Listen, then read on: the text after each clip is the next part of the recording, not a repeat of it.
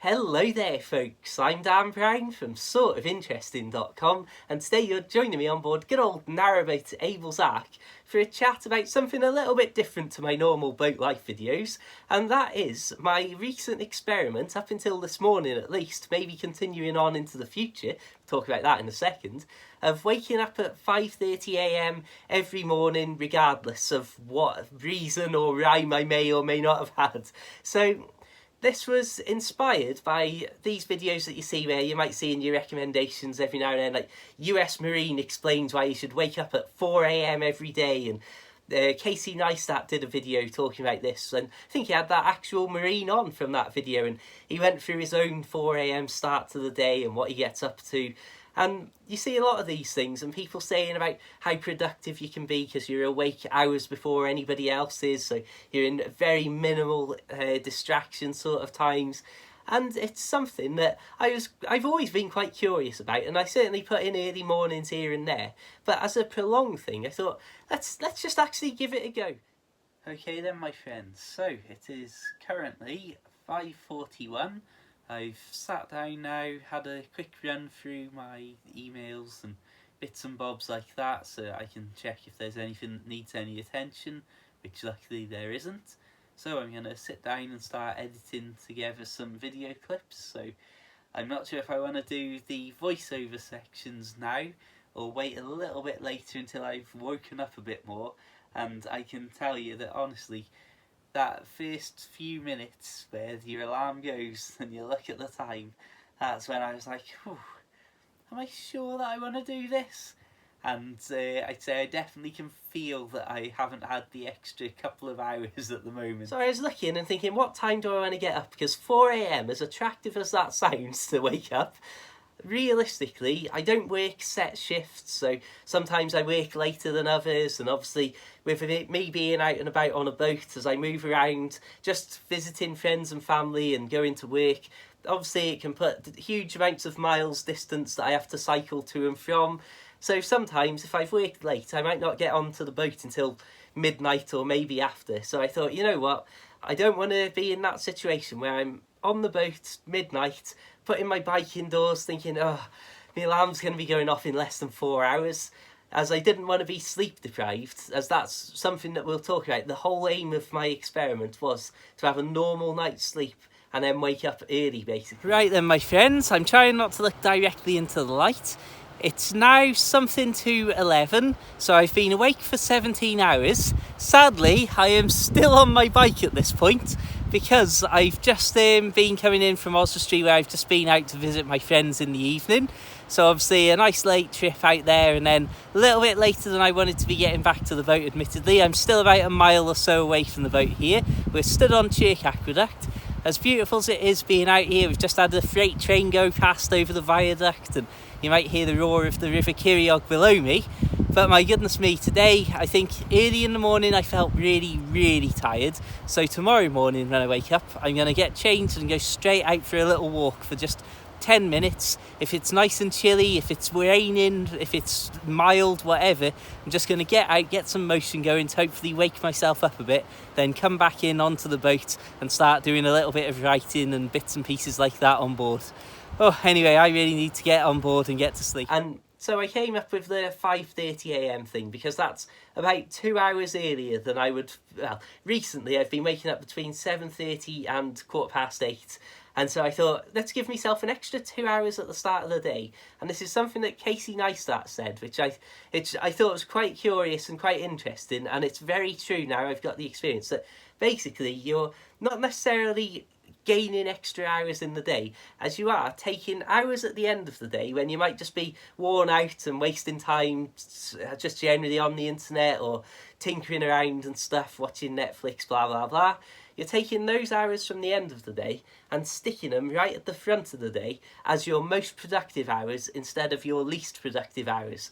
And this is something now that I think is a very interesting point to this experiment in this video, that if you're working just a 9 to 5 job and you're not having to do random things or other duties and odd jobs and what have you, then there's probably not much point in getting up at this sort of early time. Whereas, and this is something, I don't mean to sound like an absolute pillock when I say this, but if you're doing something, if you're self-employed or if you're doing something of a creative nature, then having that really productive, completely distraction-free set of hours that you start your day with, it's unbelievably useful. Like I say, for me, instead of sitting down and filming videos at 5:30 in the morning, as you'll see in a clip in just a second, I tried that and recorded a clip at goodness knows what time before 6 a.m. and I sound, to myself at least, I sound like I'm talking in slow motion, and my eyes, you'll see, are so closed as well because of the general tired nature of it. I think it was my first 5:30 a.m. morning start as well. Hello there, folks. I'm Dan Brown from sortofinteresting.com, and today you're joining me on board good old narrowboat Abel's Ark for some real-time boating. For me, though, the benefit was being able to sit down, get some writing done, get some book editing done, and then editing through footage from the previous day or previous week's clips and stuff that I hadn't yet done. And of course, by 7:30, I've already been up for 2 hours by the time I'd normally wake up. And then, on top of that, if you've already got videos and bits and pieces done, it takes the pressure off the rest of your day because you're not thinking, oh, I've got to get this done, I've got to get this done. And as I say, by the time you're having something to eat or it's normal breakfast time for most people, you're there, well, I've achieved, I mean, on some days, I genuinely think by 7:30 a.m, I'd achieved more than I achieve in a lot of days, just generally going about my normal daily life. Okay then, my friends, I've sort of got myself in a bit of a bind this time. I was intending to have a much earlier night and maybe be in bed by 10 o'clock at the latest and lights out to have more sleep before waking up at 5:30 tomorrow. However, I ended up doing a 2-hour, 7-minute live stream. As you can see, great thumbnail image there. And, well, because that's overrun by a serious amount of time, it's now already after 11 o'clock. The boat is an absolute tip. I've got an unbelievable setup with my internet stuff all taped up to a tripod on the roof of the boat that I've got to fetch in and break down. So I'm just going to have to leave the boat in a bit of a tip, I think, and then deal with it in the morning, sadly. Anyway, yeah, I really do need to get to bed. So here we are again, 5:41, so it's a Saturday. And I just point the light around. We've got all the washing up and everything to tidy up, as I say, from last night. I just thought, let's just get some sleep, let's get to bed, not fiddle around, being all over the place, tidying up and stuff until late on. So yeah, start the day by putting things back in order, and then we will get everything sorted. Right, I've got to say, I definitely feel like I've been just a little bit late getting to sleep. So I'm going to be in work tomorrow morning. So obviously I'm going to be not only having my early morning, but also on my bike and work and biking back in the evening and stuff. So it'll be interesting to see how I feel at the end of being on my feet for 8 hours and 15-mile bike ride and stuff. But we'll worry about that tomorrow. Let's do all this stuff and then get back to normality. So yeah, there's a few interesting points here. However, if I wasn't doing all this YouTubing, and I mean, I've been putting out 3 videos a week recently, which is something I don't think I can sustain that level in any case, but being able to have all of this footage, like hundreds and hundreds of video clips, wake up, it's 5:30 in the morning here, it's like 12:30 in New York, it's literally peace and quiet and calm. There's no distractions, there's no crazy chaotic news coming out or anything like that to distract you and keep you locked onto the internet or seeing, oh, what's this, oh, what's that. And like you say, just sit down, absolutely silent. I mean, I'm lucky to live on a boat and more up in the middle of nowhere very often, where there's almost no distractions and noise around. But you can imagine waking up at 5:30 in the morning, there really is no noise and distractions around. Even the road in the distance is just silent, and then you hear it steadily build up as the traffic starts building as people are rushing away to work and stuff. But yeah, it's something that I think if you're making something or generally creating something, because it might be an interesting experiment. Some of you may know that I love me model railways and stuff like that, so I build all these little cardboard buildings and bits of scenery.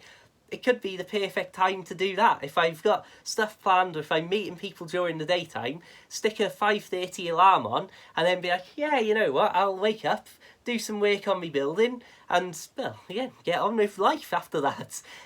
So yeah, it's a very interesting, very curious thing, I think, that it's not losing hours or gaining hours, it's just shifting where they are in the day, and that totally changes how you then use those hours.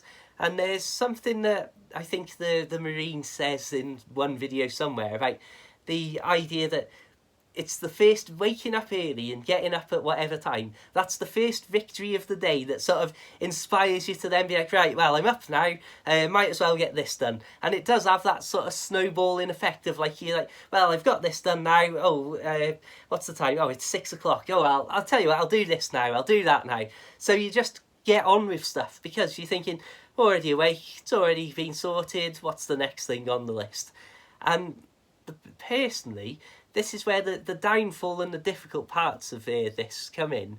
When you go into bed at night, waking up it's easy in many respects because you just set your alarm, and then when you wake up and see that it's 5:30, you think, well, I'm awake already now, so I might as well get up. And it's so easy to go to bed early, and then as you're lying there, you're listening to podcasts or whatever, and the episode finishes and you think, oh, it's probably only about 11 o'clock now. Well, I'll just put it on, I'll put the quarter of an hour sleep timer on so it'll turn off after quarter of an hour, and then you're listening for that quarter of an hour and it switches off and you're thinking, that's probably only about 11:15. I'll just do another quarter of an hour. I'm only lying here with my eyes closed. I'll just put another little bit on. And of course, that can just spiral indefinitely until you're thinking, oh, flipping heck, I might as well have just gone to sleep at 10 and woken up at 4 a.m. here. But that's the real difficulty that I have, I think, is switching off at night. And I do think that as this week's progressed and my body started to get more tired and naturally fall into that rhythm of the earlier start followed by the earlier night, it's definitely got significantly easier. Oh, we've got a boat going past here. Well, flipping heck. Sorry about that caught me off guard. So I do believe that if I carried this on for another couple of weeks, even that short a period of time, that my body would soon get used to the 5 a.m. start and then be easily sort of telling me, right, you're getting tired, lad, get to bed, get to sleep. And it's something that in the early part of the week, the first couple of days, I definitely, in the afternoons, was starting to be like, oh, yeah, I've been up for quite a while at this point. Oh, right, what am I doing? Sorry about that. I find some of these things that I do funnier than they actually are. But as you can imagine though, in a sensible sort of overall view of your day, 5:30 to say 10:30, 11 p.m, that's a sensible amount of hours to be awake. I personally think, I'm no expert, so don't quote me on that. Don't base your life around the teachings of Dan Brown. But if you've got somebody else maybe living with you, then if they're not in that cycle too, it could certainly cause a little bit of grief, because you've got to think of not only you waking up and disturbing them at whatever time in the morning, but more, I think the issue would be for you personally as the early riser, would be when you go to bed early and they are probably not going to want to, or they're not going to be thinking, oh, well, I'm just going to sit here or lie here in silence next to you. Anyway, in conclusion, my genuine proper thoughts on this, no nonsense, no trying to make it sound good or bad, it's absolutely fine, and it's surprising just how productive I've managed to be over this week, to the point of almost running out of things to do. But it definitely is not for everyone. It's certainly, if I was working a 9 to 5 job throughout the week, just all the weekdays or something like that, then I'd be waking up at 5:30, looking around and thinking, what am I going to do now until work? And again, it doesn't make much sense. It's definitely inspired me. I think I'm probably going to drop back from the 5:30, because that's a bit of an aggressive morning time for me, like I say, because I'm, especially as the summer months start to roll in and my boat gets further and further away from where I work, I'm potentially going to be getting back later and later in the evening on some work days and that. So I think I'm going to move from 5:30 to 6:30 and keep that as a pretty much constant thing, because, like I say, just that extra little bit of time at the start of the day to get productive, get doing jobs and get sorting different bits and pieces that need to be done. I mean, even just tidying the boat every morning, something like that.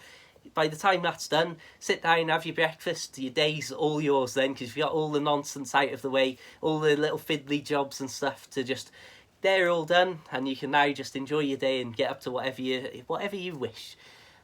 So I think a 6:30 AM start, which isn't particularly early, I know, but just slightly earlier than my 7:30, considering I've got nobody to wake up for or to impress, or anybody even going to know what time I wake up. I think just having that little bit of an extra push at the start of the day is definitely a handy thing. Plus, it'll encourage me to get to bed earlier, which is the biggest thing that I struggle with normally.